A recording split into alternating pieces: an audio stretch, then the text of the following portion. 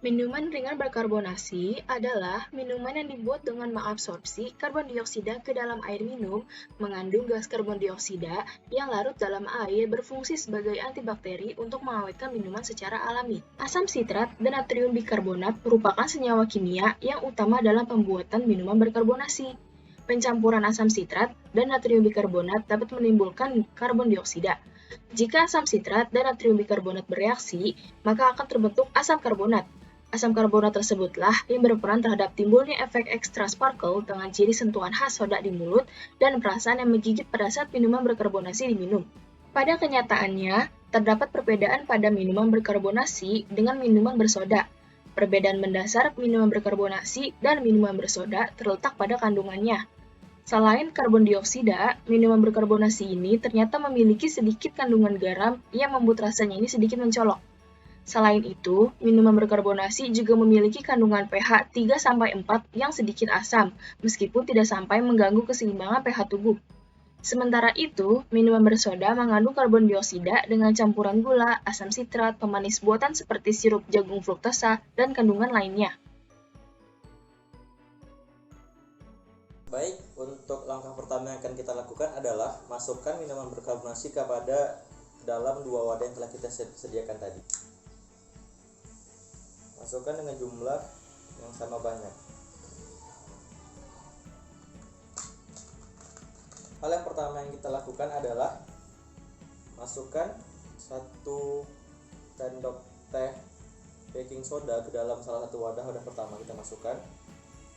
Berikut adalah reaksi yang ditimbulkan ketika dilakukan penambahan baking soda ke dalam minuman berkarbonasi.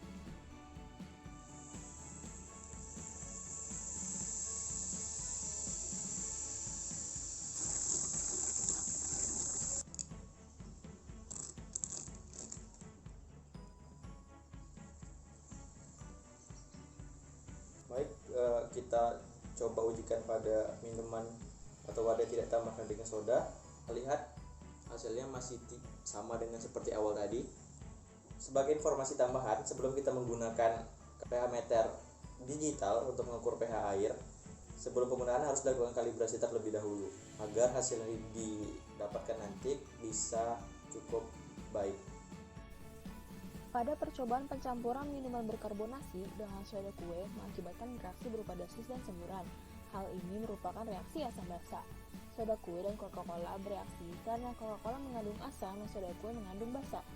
Asam fosfat dalam Coca-Cola memberikan ion hidrogen berupa proton ke soda kue yang menghasilkan karbon dioksida dan merupakan gas yang sangat stabil. Perubahan pH sebelum dan sesudah penambahan soda kue adalah bukti bahwa terdapat reaksi asam basa pada percobaan ini. Pada termodinamika, dalam asam fosfat terjadi pembentukan ikatan yang kuat di karbon dioksida mengarah ke entalpi terhadap reaksi, dan produksi molekul gas karbon dioksida mengarah ke entropi terhadap reaksi. Kedua hal ini mengakibatkan reaksi asam fosfat dalam Coca-Cola dengan soda kue. Selanjutnya adalah mereaksikan antara minuman bersoda dengan permen Mentos. Alat dan bahan yang digunakan yaitu minuman bersoda dan permen Mentos. Berikut adalah cara kerjanya. Setelah permen Mentos dimasukkan ke dalam botol Coca-Cola, yang terjadi adalah cairan yang terdapat dalam botol Coca-Cola menyembur keluar. Ini disebabkan karena komposisi pada kedua senyawa. Reaksi semburan ini merupakan reaksi fisika.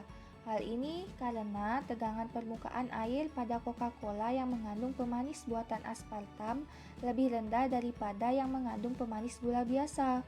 Saat cola yang mengandung karbon dioksida bertemu dengan Mentos, semburan pun akan muncul.